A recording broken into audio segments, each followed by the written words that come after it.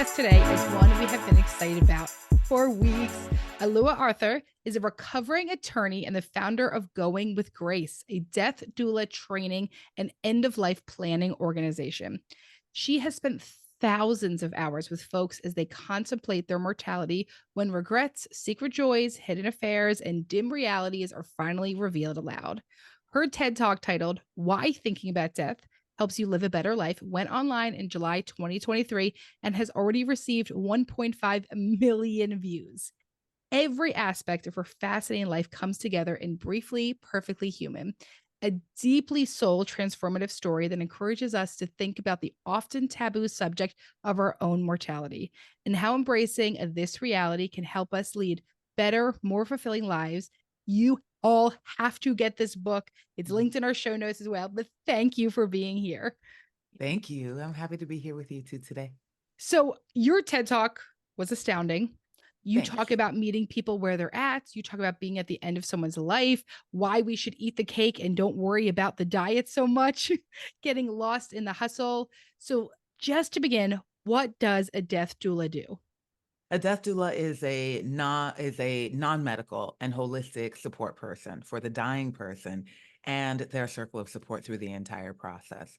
When I say dying person, I mean anybody who's come into recognition of their mortality. That means even when people are healthy, we can help them complete comprehensive end-of-life plans, think through their fears of death, work with their death anxiety. When people know what they're going to be dying of, we can support them in creating the most ideal death for themselves under the circumstances.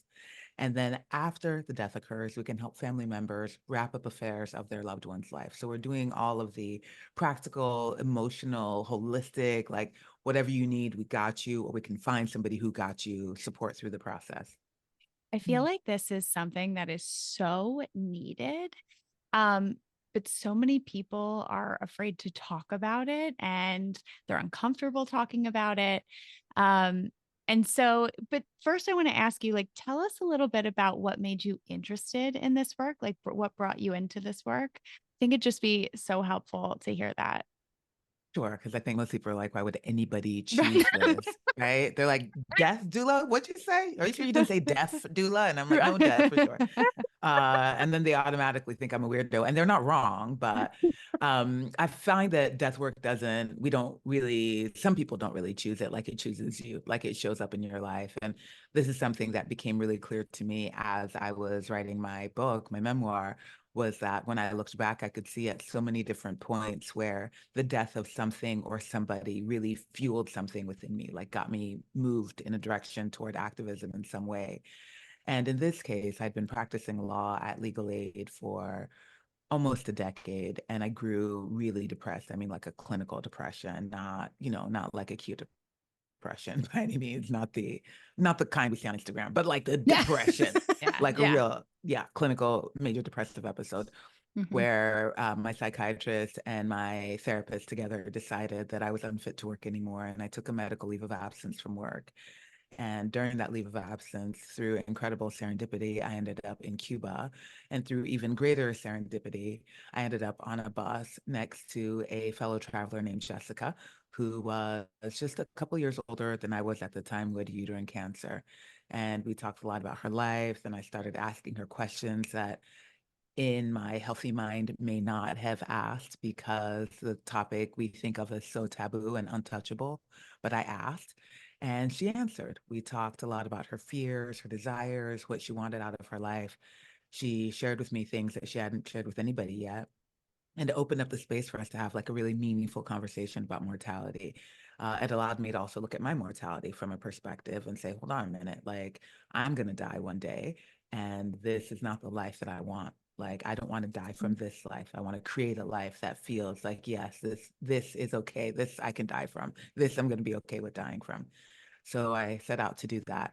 Do you want me to carry on about Peter? Yes. I could listen to you all day. Keep going. Me too. Oh, that's sweet.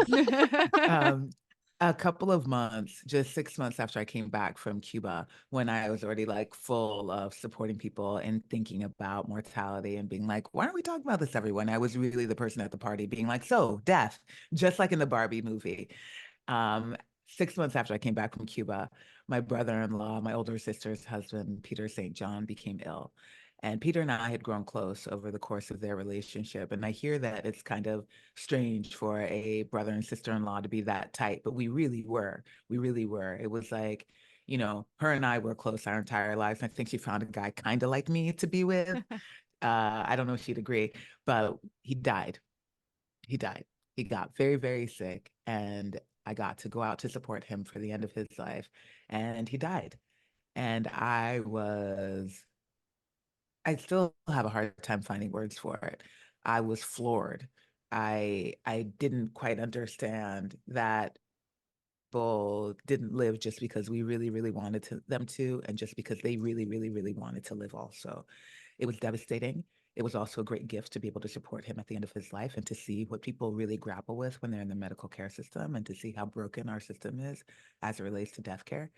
And I decided that I wanted nobody else to experience what we did, that even though we have to die, we can get some holistic support through the process. We can have somebody there to cheer us on and to hold our hands and to explain things to us and not be so terrified of this terrible thing that was happening for us. I think that would have made a big difference. So I started going with Grace, the company that I run, to train other death doulas and to support other people through death. So you made what you needed to find, huh? Correctamundo. Wow. So, as you know, right? So we're therapists. You talk about death in session, people shut the fuck down. Like there's like immediate, people are so scared to talk about this. And I would imagine also really in Western culture, we don't have great rituals around this. We don't have good conversations. So how do you think, you have now worked with so many people, you run this organization, how can we view death differently so that it's not so all consuming and scary? There's so many people find that it is. I understand why they find it that way because it is like a massive unknown. You know, nobody who's been all the way there has been back to tell us exactly what it is that we're in for.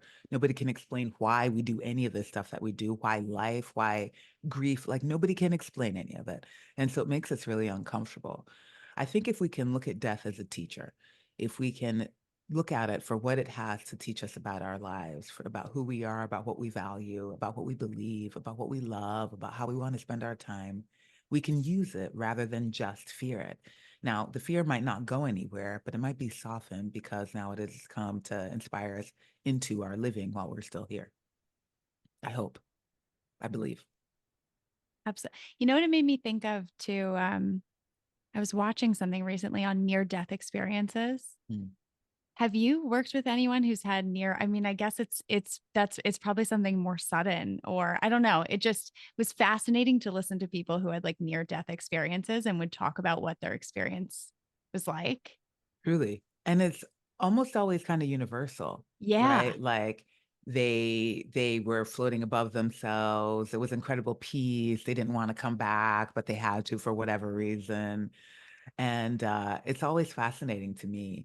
These folks, you know, they got to the lobby. They didn't go all the way up the elevator. They didn't like kiss death in the mouth, but they like flirted with it a little bit and came back. But I'm like, if that's any indication of what awaits us, then maybe it's all right, you know? 100, and that has given me honestly a little bit of peace. And it's the fascinating part is that like everyone is having the same kind of experience when they're having a near death experience. So that, you know, opened my mind a little bit. But you mentioned that, you know, this kind of like comes to us, like this calling of being a death doula.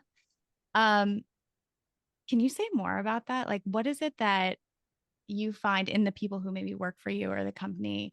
Like, what is it that people maybe find within themselves? Because we say that as therapists, that it's almost like a calling to be a therapist. So Yeah. everyone says like, I could never do that. And we're like, oh, like we love, you know, it feels so natural. Yeah. Totally. So I'm just Same. wondering for you what that's like. Yeah, it is, you know, I feel in the pocket when I'm doing death work, when I'm talking about how we die, when I'm sitting vigil with somebody, when I'm sitting with somebody who's in their grief, even if it's not about a death or they're in a breakup or something, you know, like I'm very much in the pocket. I think that it has to do with a couple of things. First, a comfort and emotional depth, like somebody who can hold like the full range of human experience and emotion, which I think comes from our own trauma or pain sometimes. Yes. But somebody who has some comfort and emotional depth, somebody who has built a personal relationship with death themselves. That doesn't mean that we don't have any fear. It just means that I've identified what some of my fears or my activation points are. Somebody who can stay calm in chaos, which may also be an effect of trauma, but that aside, somebody who has some calm and chaos, and somebody else, somebody who can hold a container without collapsing into it, because it's big. It's big Yeah. stuff going on. Yeah. But Yeah. can we just hold it? Can we hold it strong without collapsing? Wow. Well, and I think about you're working with like often a full system of people, right? You're not working with one person. I would imagine you're meeting with groups and everyone has so many things. And I love one of the things you talk about in your TED Talk, which is it's more than an ego. You have to let go of ego when you're doing death work and when you let someone have death with dignity. So what is that like? What would your I guess maybe I'm asking, what words of support would you give to people that so many people, let's say you make the decision to forego treatment. And you said, I've come to the end of my life, but that's really hard for your family to understand. What's it like supporting those types of families? Tricky. It Yeah. requires a lot of acknowledging their experience and validating it because it is valid. It's fraught with so many different things. We have religion, we have fear, we have surrender, we have reality of the body and disease process. There's so many elements of it. And yet people often think that it's giving up, or folks aren't trying hard enough, or they don't want to fight hard enough, but it's not a battle. It's more looking at how far bodies can go and the limits of medicine. Often what people are dealing with is their own death anxiety when they are denying the other or don't want to allow the other the opportunity to just be with the end of their lives as it is. And so often I'm working through their anticipatory grief, their current grief, and their own death anxiety in the acknowledging and validating of their difficulty with the end of somebody else's life. It's tricky though, because it's big. Yeah. Big. Yeah. Huge. It's Yeah. big and you're dealing with so many different emotions, right? The Like you're dealing with- complexity. and so many people. And I'm just picturing you as almost like this rock in the family when there's so much disruption.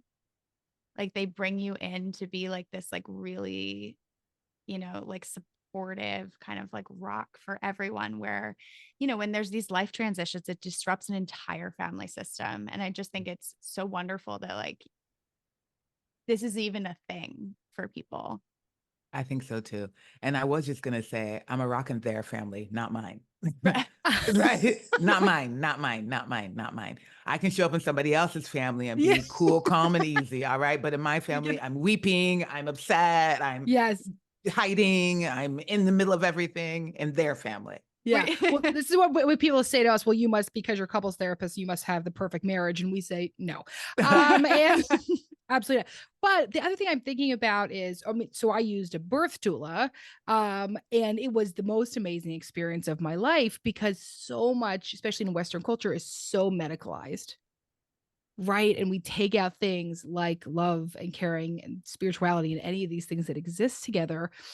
But I would imagine you also, it sounds like you really work as an advocate as well. A lot of times we don't understand what the heck is happening. Things are so confusing. Unless you have like a medical legal degree, you're like, I don't know what's happening half the time with my own body.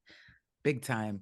Advocacy is a huge part of it. And it is very similar to the birth doula role. Yeah. In that we're supporting the birthing person or the dying person in their process and their transition and the people that are around them.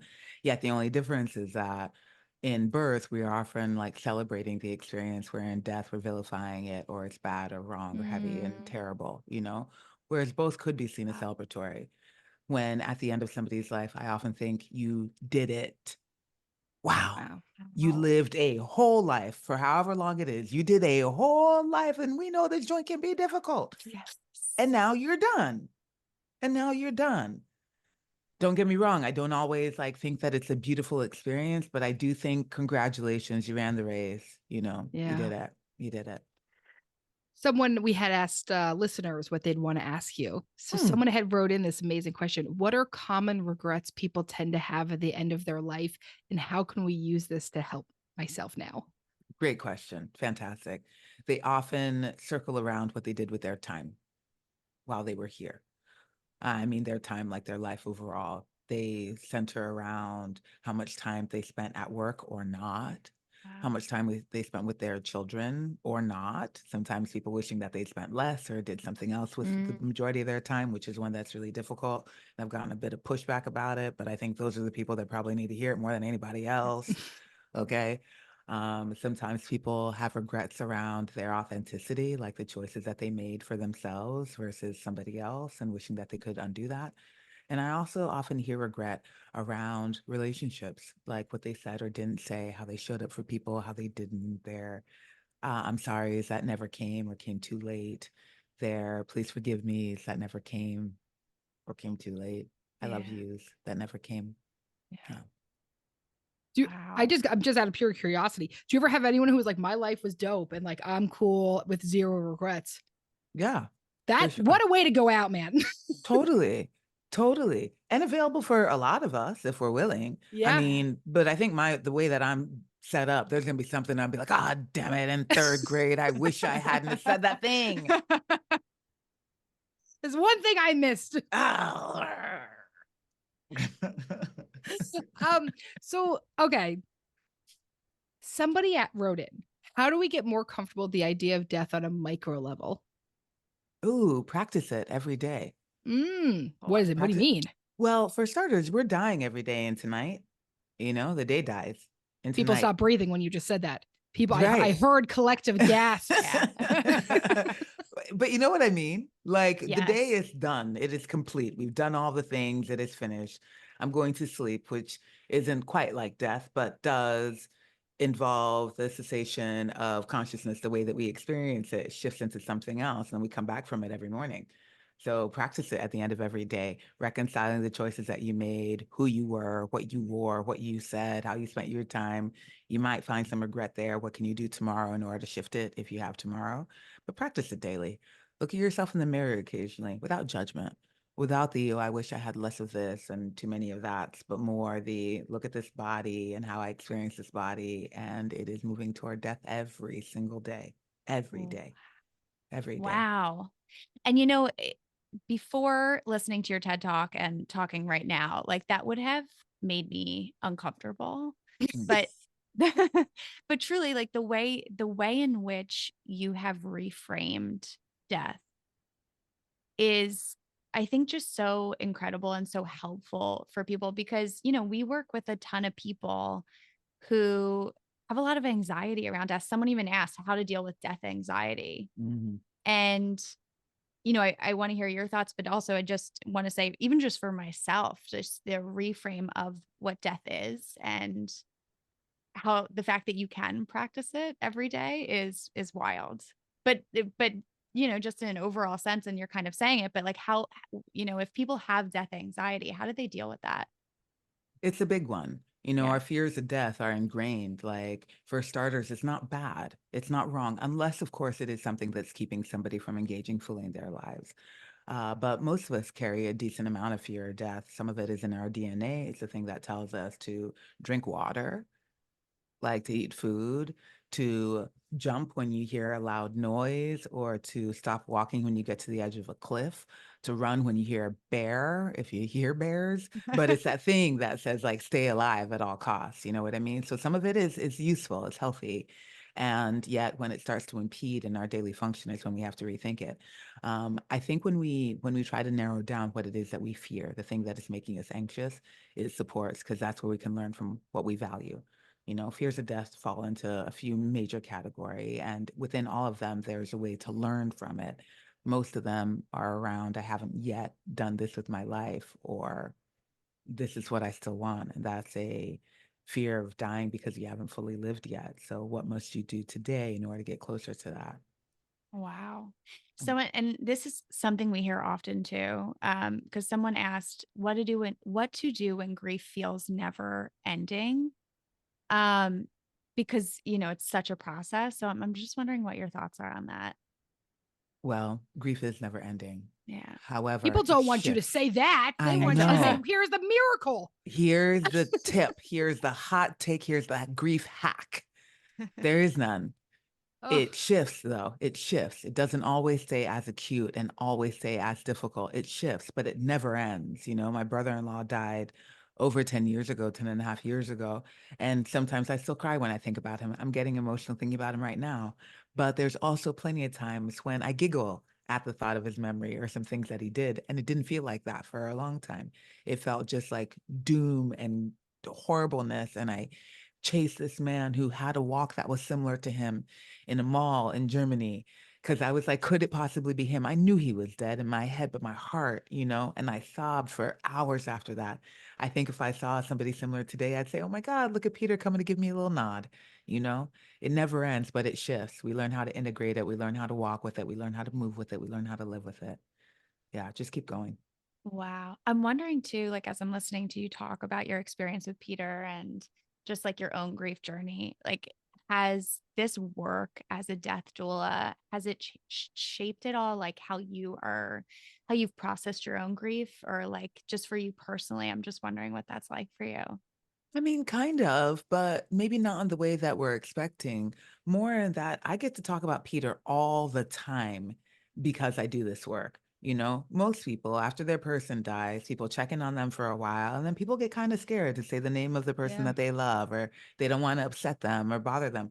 I talk about Peter regularly. I wrote the longest chapter in my book is called Peter.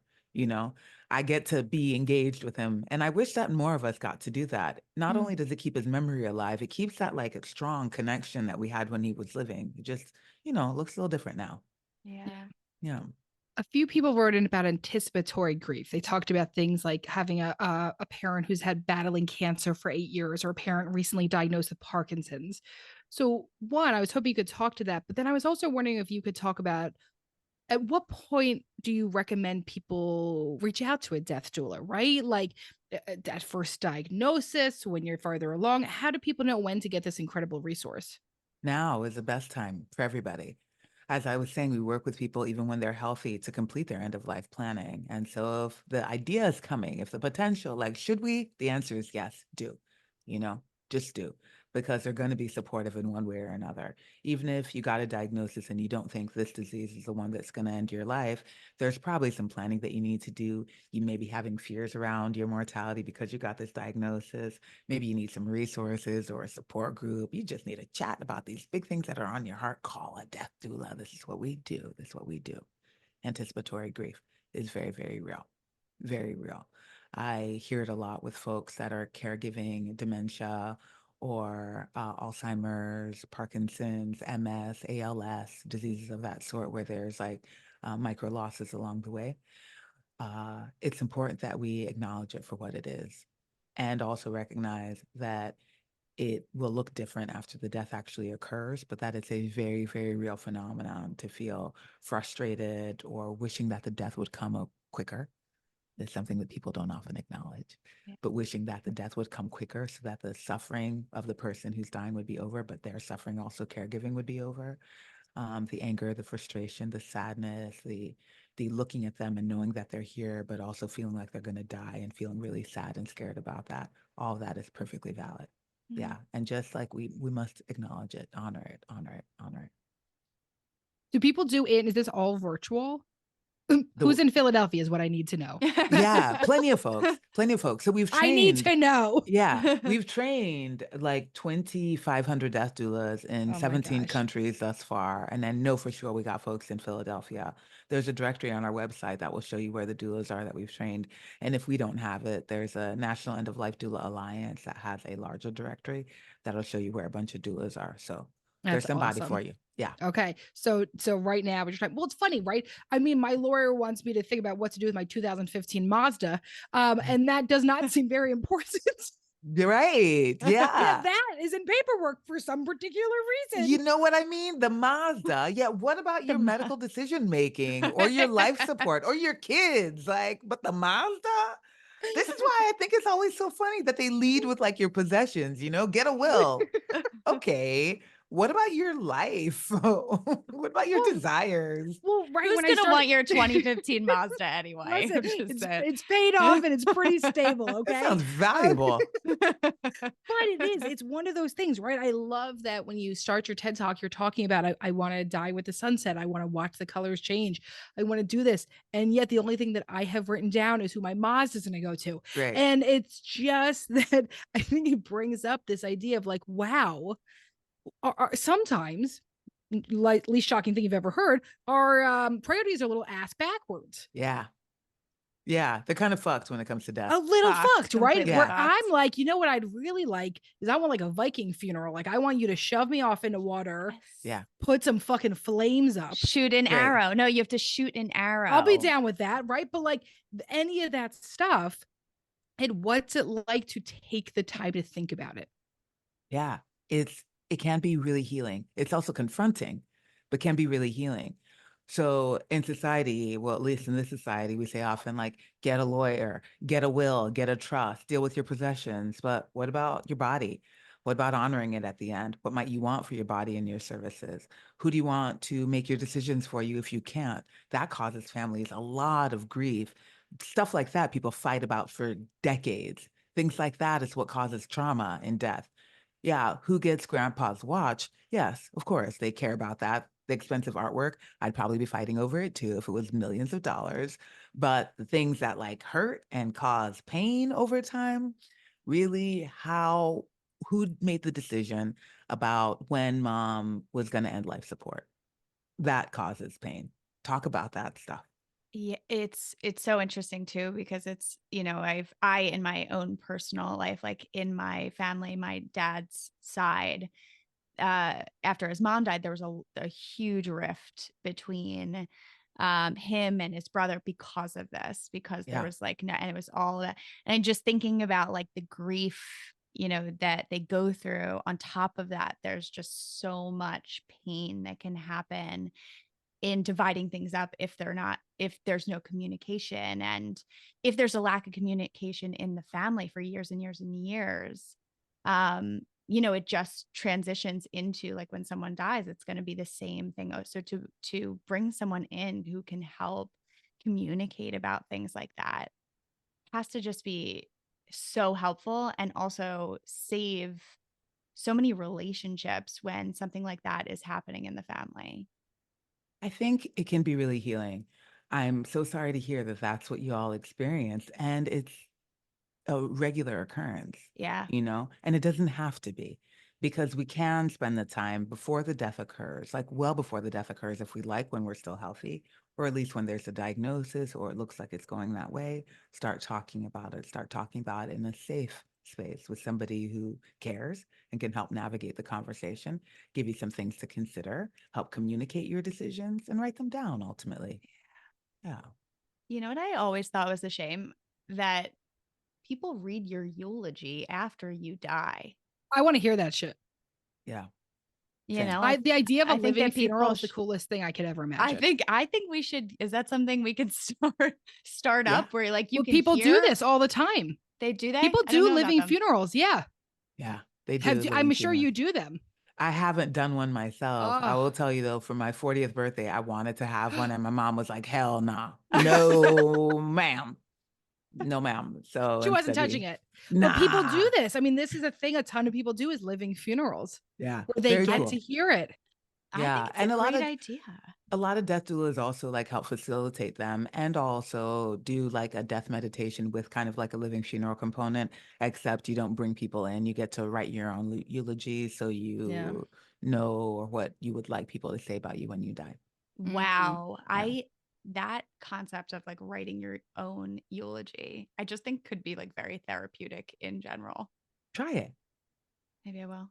Yeah, And let us maybe know if how it you're goes. listening, you can try this too. Well, Yeah, because also whatever probably gives you the insights about what you want to change. truly. Truly. And I think it allows you to look at yourself from a little bit of perspective. You know what I mean? If I write, people said that she was so gentle and like easy. I'd be like, that's not me. That's not, you lied. And I will never be. And so let's just speak the truth about who I am. Yeah. Like, yeah. And I can be real about who I am in my eulogy as well when I write it. One of the most wonderful funerals I went to a few years ago was a friend of mine. Her husband or her father I mean, he was paraplegic and had horrible accidents, and he was really in a lot of pain in his life. And, you know, everyone is talking about how horrible is horrible. And she stood up and she said, I am so sorry to say this to you all, but I'm so happy. Yeah. He's freed from his body. He was not happy and he was ready to go. And you could feel the whole room sort of freak out when she said this, and she stood up and she said it so honestly, and she said, I am so glad my dad is gone. Yeah. Thank you. And it was one of the most powerful things I think I've ever experienced, was someone being so honest in a situation like that. How freeing, you know, for her and anybody else that felt that way, but for her to be able to speak her truth in that capacity, that's incredible. Because people often shove down, they stuff their thoughts about somebody's death because it's not okay to say, because we deify people after they die, or we look at it through this very narrow lens of sadness. Whereas people have a bunch of different responses to grief, to death. All of them are valid, and all of them are still grief in a way, and they're all valid. Yeah, some people are happy when people die. Yeah. That just like validation of people's experience, like no matter what it is, because you're right. Like, as you know, we really do put people on this pedestal when they pass away. Yeah, 100%. And also everyone had different relationships with the person who dies. Like, there's one person who could be like, this is very sad for me, another person who could be like, this is very relieving for me. Absolutely. Some people experience me as a total saint. A lot of other people don't. Like, ask my sisters, you know. You're always the villain in someone's story, right? Like, always. And you don't get to write that story. No, and we got to make peace with that. And those people will grieve my death as well. A way that we saw this happen globally is the Queen of England's death. Yes. You know what I mean? Like, we saw that very clearly globally. People were making songs and dancing and celebrating, and other people were bereft. And the country was in like a state of mourning, but not all the people that lived in the country were sad about it. And it all looks like a response to a death, which is completely valid. Wow. You're so right. That was, I mean, for so many people, it was like, hey, the colonized this for years, right? Like, this is like, I don't feel bad. Get out of here. Yeah. And also, then people are so offended by that, as if we're not allowed to have our own experiences with different people. I am sure there are a lot, when I die, there'll be someone who's like, God, that Emmalee, she sucked. And that's fine for them. I hope not, but it might be, you know, and that's their experience. Yeah. I'm a total asshole to somebody. There is definitely someone I have been a total asshole to at some point in my life, and it might be one of my regrets at the end, but this is the complexity of it all. And I think having someone, a doula, lead you through this, that's what can make you feel brave enough and strong enough and curious enough to have those hard conversations. A big part of the work that we also do is helping people reconcile the lives that they led and the people that they became through their lives. Which means that at the end, hopefully, you've come to accept all the parts of yourself that were also difficult for other people, you know, because dying is like a part of it is a process of like coming home into your life, coming home into your body, like accepting who you actually were as a human, because you're about to leave this human form for whatever else might happen or nothing at all. And so we must look back at it on some level and be like, that's who I became. That's who I am. And now I'm dying. Wow. Okay, wait, I'm gonna just do one more listener question before we have to get to our final segments. I just like this one, so I would just love to hear what you have to say about it, which is I feel like I'm always waiting for the other shoe to drop when with a loved one who's been close to death but is healthy now. How do I reconcile this? Oh, that's a tough one to deal with too. But also that is your death anxiety sitting front and center. You know, it's how your relationship to death. And so it's important that you spend some time thinking about your relationship with mortality itself. And realistically, we cannot control what will happen. It's a very natural response when somebody has been close to death. And then we're just kind of like waiting. It's also part of anticipatory grief. I'll say this, my dad, when I was 8 years old, he had an event with his heart and he started high blood pressure medication. He's had several strokes. He's currently on dialysis. I've been waiting for the other shoe to drop since I was 8. Yeah. Wow. Every day, every time I'm like, is this it? Is this it? And we learn how to navigate it. We learn how to integrate it. We learn how to like be with it. And I also look at my fear of his death, my anticipatory grief of his death. Significant. Yeah. What? Go ahead. Go ahead. I was going to say when my dad had COVID in the ICU. Yeah. Right. Like my dad had COVID in the ICU. They brought the iPads in to say goodbye. And, Jen, I also run this massive business with all these people that work for us. And there was like some huge thing happening at the same time with the business. And I was just like, I don't care about anything else. Like Right. it is unbelievable how quick your priorities show themselves about what matters in a situation like that. But it's like this little thing always in the back of your head. I'm so fortunate that my dad lived when so many people died through the pandemic. But it's always sort of here, right? The long-term for him, the long-term consequences of having COVID unvaccinated and stuff. Yeah. And also, what might that thing be that eventually comes? Yeah. Because we all know it's coming. Yes. It's just a question of when. Yes. Yeah. Yikes. So let me first say, like, I can't even tell you how excited we were for this conversation, and like it did not disappoint. I just have so much to think about. But before we end, we do a segment on the show called Calling BS. So if you could call some bullshit, what would it be? In the world? Just So in in your your field. fields. I mean, if you're Okay. feeling frisky, If you can in do the it. world For the would be record, great. you can do Yeah, anything. wow, you can do whatever you want. I mean, there's so much of it. There's so much That's of why it. there's so much to so choose of it. from. Maybe specifically Yeah. around death, but whatever feels Okay. good to you today. Okay. Well, this is one that feels very present and pressing overall and I wrote a little bit about this, but it gets bigger and bigger as we go along, that the amount of folks that want to beautify death, that want to always make it seem like this sacred experience, which, don't get me wrong, it can be for many people, but for millions, let's say billions of people around the planet, it's not that at all. There's famine, there are bombs dropped, there is gun violence, there are overdoses, there are suicides, there's a lot of painful death that occurs as well. And when we overlook that, it serves to disenfranchise the experience of those people that have the quote unquote bad deaths. And doesn't make space for death to just be what it is, which is the end of a life and just that. I wish that as we looked at the ways in which people are dying across the world and even in this country, it requires us to look at who the individuals were and the totality of their lived experience. And if our job is to support people in creating the most ideal death for themselves under the circumstances and honoring each individual life for what it was, there's no reason why we can't also do that when people are living, which would ultimately break down all the systems that keep us disconnected from each other. We can't have transphobia, homophobia, racism, xenophobia. We can't support war and genocide. We can't any of those things if we can also honor the unique lived experience of every individual. Yeah, I call big bullshit. That's great bullshit to call. That was such that was life changing, world changing bullshit to call. Fantastic. That was good. Great. Great. Okay. Where can people find you? We're going to make sure your book is linked in the show notes and all of our social media, because you have to go buy this book, everyone. But where else can people find you and your amazing services? On social is easily going_with_Grace. If it's not an underscore, you'll end up with like a yellow lab in Kansas City or something like that. And you'll know that that's not me. I don't even do dogs. So it's definitely not me. It's not me.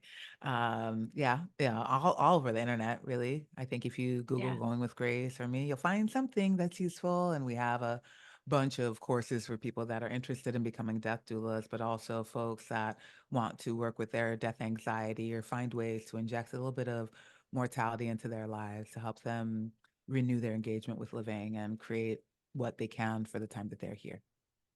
Wow. Well, I'm off to write my eulogy. Thanks for being here.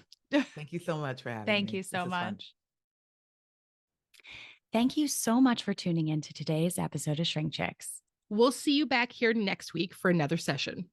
In the meantime, if you want a question answered or a topic discussed, follow us on Instagram at ShrinkChicks. And if you're looking to get connected with a therapist like us to start or continue your therapeutic journey, visit thetherapygroup.com.